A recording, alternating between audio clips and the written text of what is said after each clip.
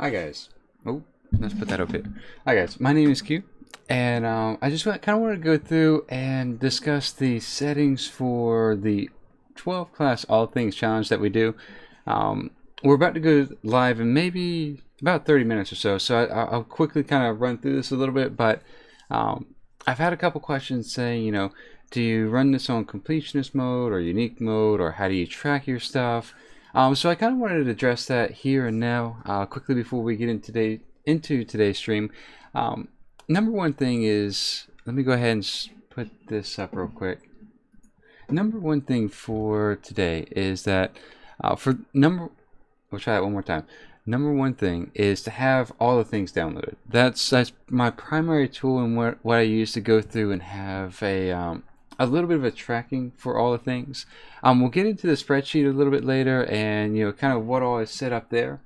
But again, if we kind of go into the settings, I'm going to kind of walk down each one of the options that I check and discuss the settings within all the things, and hopefully that'll give us some level of like insight or an answer to the how we go about tracking stuff. The other thing is that I very much keep this as a community-based event, meaning that if someone brings up a really good point that maybe we should make a change, like maybe we should track something that we're not tracking, or maybe vice versa, maybe we shouldn't track something that we are tracking, I always keep that open as a means for input as to as to how to make this challenge better. So that being said, if we go into interface, go to add-ons, go to all the things, you come across 6 different tabs. The first of which is general. Now, in my previous video, I went through these 4 things: debug, completionist, account mode, and then what's not here but kind of understood as default is unique mode. That's in the previous video, so hopefully, usually people kind of get hung up on that as far as what is unique mode versus what is completionist mode. So that's been addressed already. This video, we're going to go through all of these things and why we check what we, or I guess what we check, and then what we track, and maybe a little bit of why. So first of course is achievements. We're going to track those. That's something that has to be, that's part of Warcraft. It's one of its core competencies, I think, in the sense that the achievements kind of allow us to get some of the mounts, the pets, they give us the appearances and stuff like that, and it's just like a core part of the game. So one of the other things is I do track it account wide. So what that means is that if, let's say for example, if I get an, I don't know, we'll say some high level achievement and it's only bound to that character, I'll then consider going through and getting that achievement again on other characters. But if I go in and let's say for example I get all of the Firelands achievements on my DK, I don't have to do that again on my warrior. It's already been done. If I go through and I get the rating with heroes mount, I feel like that's done. There's no real reason, there's no real benefit in doing each achievement 12 times. It's kind of a time sink. Now maybe in the future, if I go through and I get to the point where we have all the achievements and we kind of want to go from there, we can. But oh, by the way, it's the Hallow's End event. You just saw the Headless Horseman go by. So if you don't have the mount, there's a mount available for like 2 weeks now, and a couple appearances kind of tied to that. But anyway, of course, going into appearances, we do track that. That's one of our core reasons for going into all of our dungeons and instances. Appearances is definitely where you start to get into your unique mode versus your completionist, but we do track appearances. Battle pets, of course, we do track that. That's one of our another core thing. Mounts as well. So usually whenever someone pops into the stream, that's what I'll rattle off. I'll say, we go through, we track all the transmog, aka appearances. We go through, we track the pets, the the mounts, the achievements. That's all kind of like our core stuff. Heirloom items, I do track those. Now, heirloom items is tracked twofold. You're tracking in the acquisition of the actual item, but you're also tracking the upgrade of each item. So, whenever you first buy an heirloom, it only goes up to 60. And I think you can buy it for something cheap, like 100 gold or 500 gold or something around there. It's a little bit challenging for like a new character, but it's not all that tough for you know, someone who already has a main established. But heirlooms are tracked in that manner.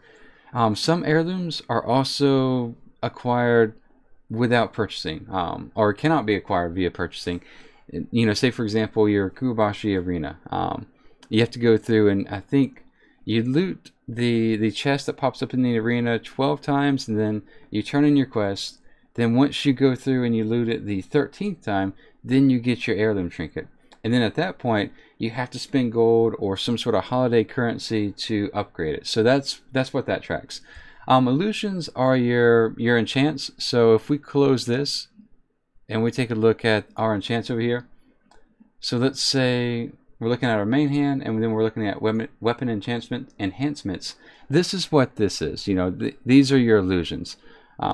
One of the ones that I don't have is, say for example, Chronos, that drops in Nighthold.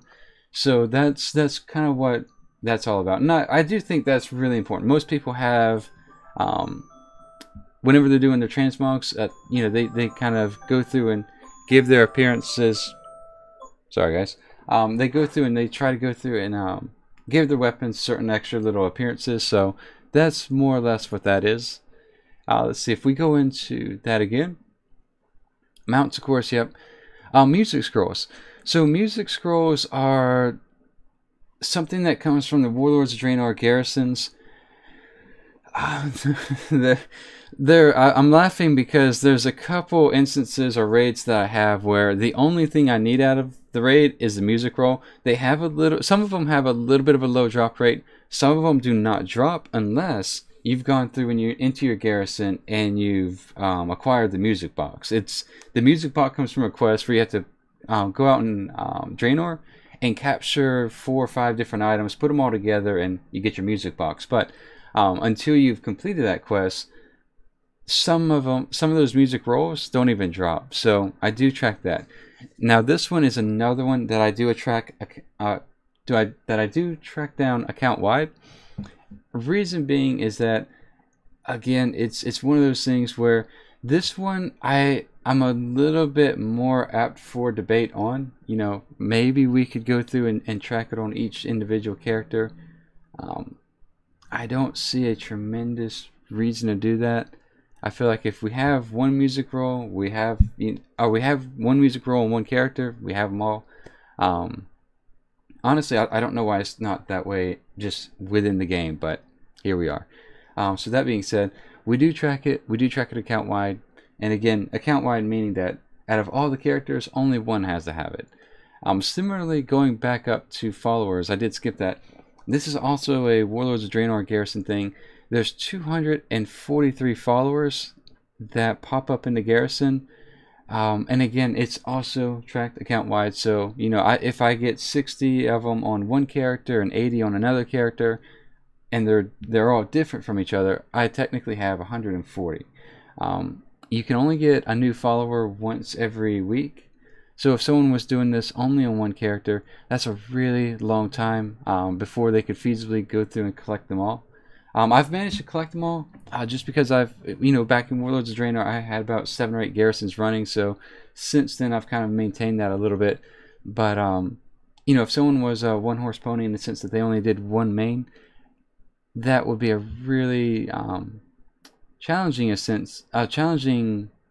thing to do without doing it account wide, because it just takes so long. You're gated to one character per week, and you know, you may have a week where all the characters available for that week, or followers available for that week, are the ones that you already have. So that being said, I do keep it account wide. Next up, we have reputations. Reputations are account wide again. This one has a little bit of an asterisk to it, because at one point, let's say for example, if I get exalted with a faction, and that faction has item rewards that's armor, and you know, maybe the armor is plate, and also they sell cloth armor.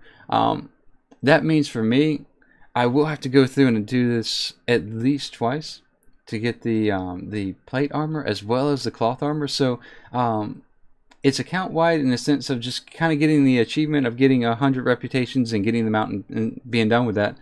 But it's also kind of per armor type, not per character, but per armor type. So that kind of ties into our lore master, and we'll get back. The lore master thing we'll come back to what we're not checking here in a second. Selfie filters, pretty self-explanatory. You go through to a certain, I think there's like 5 or 6 bosses. You take a selfie with it, you get that filter. Again, this is something that we could, say, we could discuss and say, maybe we should do this per character. Right now I have it as selected as account wide, but maybe we could do this per character. To me, I'm not a big selfie kind of, this just isn't that important to me. There's only 5 of them. I'd never used a selfie camera, so to me it's just not all that practical.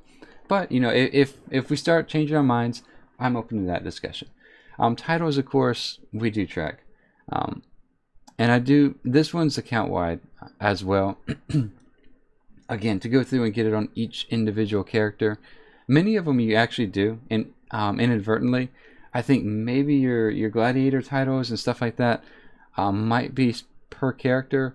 Right now, to go through and try to get gladiator on all 12 classes would probably be a borderline full-time job in and of itself. So I've just settled in for account wide. So that's that. Toys, of course, is what we collect as well. That's by default those are account wide, so that's why it's kind of grayed out here. So what we do not track, maybe more interesting for some, Flight Pass. Flight Pass, I think when you do track it, it can be account wide as well, or you could do it per character. I don't track it because it's just, there's no real effect to it. If one character has 500 Flight Pass and another character has 20, I don't care. It's just, there's no real benefit to it. We could go through and do it. Some Flight Pass are gated behind quests, so there would be a little bit of a challenge there in going through and doing that. But I just don't feel like it's really all that important. Alright, so the next one would be quests. So quests, this one does have a pretty major asterisk to it. I am going to go through and do every quest that has an appearance or pet drop, or has some sort of tangible item like a toy or a mount or something like that. We are going to go through and do all of those quests. Likewise, we're going to essentially have like 4 lore masters, in the sense that we go through on a plate class, a mail class, a leather, and then a cloth class, to go through and collect all of the quest reward appearances. And so that's that's kind of how we're doing it that way. The reason I don't track it is that if we tracked it this way, I don't know if we can make this account mode or not. We could. Maybe if it's account wide, we could go through and have over, collectively speaking, all of the quests knocked out. I don't know. That's ambitious. And again, it's similar to the Fight Pass, because some of these quests here that are tracked within this is simply saying go from NPC 1 and go talk to NPC 2, and that's all it is. There's no real tangible benefit to it in completing it. So a lot of the style that this, or the premise maybe that this challenge comes under, is what's practical, you know what I mean? Say for example, if I have 5 minutes and I want to go in and pick up a shirt, right? Let's see, we'll do shirts. If I want to go in and pick up the shirt, we can do that. However, if I'm debating going through and picking up a shirt versus going through and doing a couple quests that really have no reward except for the fact that we did them at one point, there's the only reward from those quests are gold and experience. To me, it kind of falls in that same thought pattern of unique mode versus completionist mode, in the sense that all we're doing is just doing something that's in the game but doesn't have a tangible reward. If I have 5 minutes, I would much rather go through and try to get one of the shirts that I don't have, rather than do a quest that doesn't have really any sort of tangible reward. I'm not getting a shirt, I'm not getting a toy, a mount. So that's kind of why I don't track the quest, because it essentially, if it's not account mode, it's essentially taking each class and forcing them to be a lore master, and even more so. Not only going through and completing all the requirements for lore master, but then also knocking out all the quests that are, there might be an escort quest somewhere in the middle of a zone that only rewards gold. That kind of prevents me from doing all that unnecessary action, and then furthermore doing that 12 times. So that's why I don't track that. We're still going through and getting all the quest rewards. We're just not really focusing on the non-essential quests, if that makes any sense. So lastly, recipes. So this is where it gets a little bit interesting. I will be going through and I will be collecting all the recipes in the game. That is, that is part of the game. That's something tangible. That's something that's just in the game to be acquired. I will be doing it. The reason I don't track it is simply due to the spreadsheet here. So what we have is, I've gone through and I've built up a spreadsheet over the past year or so. This is revision 54, so we've had 54 revisions, but I do this once a week. So we've been doing this right at a year, maybe a little bit over. But what this does is I go through and I made this template just for everybody else that would want to use it to track their progress as well. We'll go through this spreadsheet and how to use it probably in the next video. But what would happen is that, let's say for example, most of my characters are tailorers, because I go through and I try to make gold via tailoring, making hex weave bags, stuff like that. But most other people would have a warrior that would have like blacksmithing or engineering, and then they would have mining on the side, and then maybe their hunter would be some sort of skinner, or maybe an enchanter or something like that. Everybody's going to have different things different professions for different classes, depending on just what they main. So that being said, there's going to be a vastly different set of numbers for each profession tied to each class.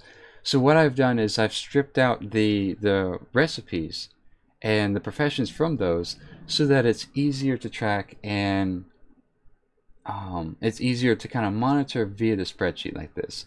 So as we go through dungeons and raids, outdoor zones, in some of these dungeons and raids, that's where your recipes drop. And so if we were tracking those recipes, everybody's numbers would be different. This just makes it easier for all of us to have a little bit of common ground and this spreadsheet to be utilized. And I realize now, there we go. I realize now that I didn't have that up. But anyway, we'll go back over here. So going back to the spreadsheet here, this is what I use for tracking, and I'll provide a link for it if need be. But I'll provide a link in the description. I should probably say that. I'm used to talking in Twitch mode or streaming mode versus YouTube mode, so I'll get used to it. But anyway, that being said, I'll leave it a link to it, as well as the Twitch side and Twitter side, so that's all there. But no, this is the spreadsheet, and like I said, let's say for example in Classic, there's like 4, we'll say 10 recipes that drop in Molten Core, and they're all blacksmithing. So if I had blacksmithing on my DK, my total number here would be 688 instead of 678. Whereas if someone had, I don't know, tailoring, their number might be 680 instead of 678. So like I said, I strip out the professions just so it makes the spreadsheet more usable by everybody. So, and like I said, I do go through and I use this and update this once per week, just so if someone needed it and they're really interested in keeping track of the progress, it's there for them. There's a lot of tabs. Like I said, we can go through in this next video. I'll probably go through and walk through the spreadsheet a little bit. Every Tuesday on stream, I kind of go through the updates, so would be doing that again tomorrow actually. So there's that. So again, this one tracks dungeons raids, outdoor zones, zone drops, group finder achievements, and you have all your recipes kind of tied in there. So that being said, we'll go back to this. I do go through and I do try to get all the recipes that I can. I just don't track it because it's really hard to what's the word for it, make a spreadsheet such that that's all kind of tracked, if that makes any sense. Okay, So I have about 15 minutes before I'm going live, so I did promise that I'd make this video, so I'm going to go ahead and get that knocked out and wrap this up here pretty soon. A lot of these options over here are more or less just personal preferences. They don't make too much of a difference. One of the things that I did want to mention though is that whenever someone first downloads all the things, I think it's interface features. A lot of it's such that whenever you get into a new dungeon or you cross into a new zone or you're just in somewhere different and there's some sort of change, you automatically get some sort of all the things box to pop up during your gameplay. Some people don't mind it, some people hate it. I prefer not to have it. So I've gone through and unchecked all of the automatic things. I do keep the professions list checked. That way, whenever I do get a new recipe, it does kind of put it into it makes it aware, so it makes all the things aware that we've learned a new recipe. If this is unchecked, all the things just doesn't know. It's just, you know, it's always been one of those things. So hopefully, guys, that helps out a little bit. I am rushing the end a little bit here because I do have to get online. But that being said, I at least wanted to do this. So with that being said, hopefully this helps. Hopefully this gives a little bit more information and insight as to what we're doing, how we're doing it, as far as our 12 class all things challenge. And yeah, if you have any questions, feel free to ask. Again, I do go through and I keep track of the comments as well as answer questions on Twitch. So there you go. With that being said, thank you guys very much for watching once again. I do appreciate you giving me your time of day. But with that, you guys be good, be safe, have a good rest of the day, and I will see you soon. All right, guys.